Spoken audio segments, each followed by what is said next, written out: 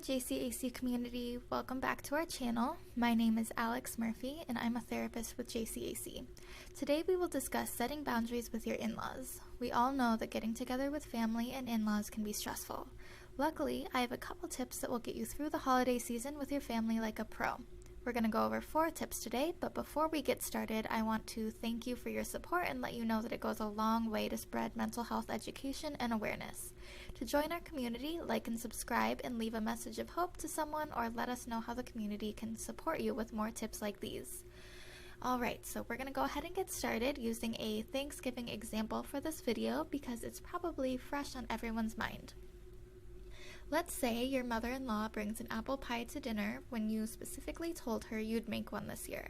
Now, there are 2 apple pies and not enough space on the table. People start yelling, chaos ensues, and Thanksgiving is up in flames, right?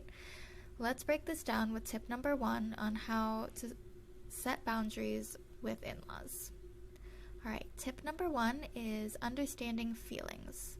First, let's try to understand where your feelings, likely anger in this situation or frustration, are coming from. Let's think about what is underneath the feelings. Why are you feeling this way? What do you want the end result to be? Is this a relationship you'd like to keep or nurture? Now let's use our example. You might be frustrated because now you have too much apple pie and your mother-in-law did something you asked her not to do. Maybe underneath that anger, it's the first year you've made apple pie and you were excited to see how it turned out. However, now that she brought one, yours isn't that special. Maybe you feel like she doesn't trust you to do a good job. This could also be a trend in your relationship with her, but the apple pie was the last straw. However, as your mother-in-law, she's important to the family, and it's a relationship that you probably want to stay in. So let's move on to the next tip, which is using another perspective. So let's look at things from your family member's perspective. Try to stay curious about what the other person is feeling. Understanding what they might be feeling can be a good way to find a compromise. What were their intentions? What did they want?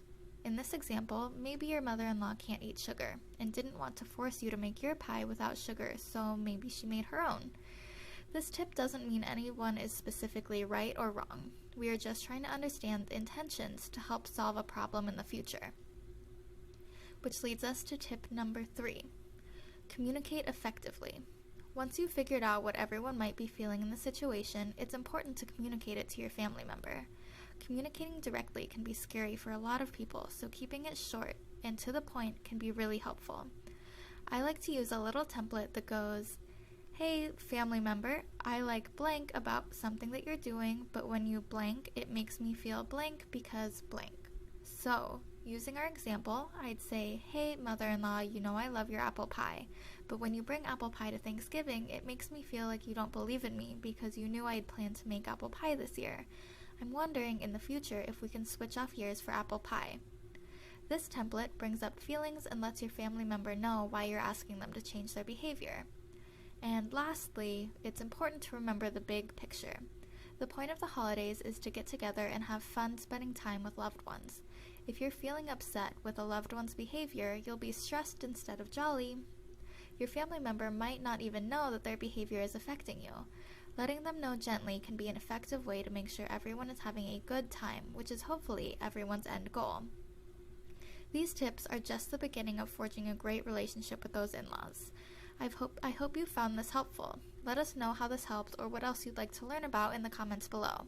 To learn about the counseling services JCAC offers, check out our website in the description below. We look forward to hearing from you and seeing you in our next video.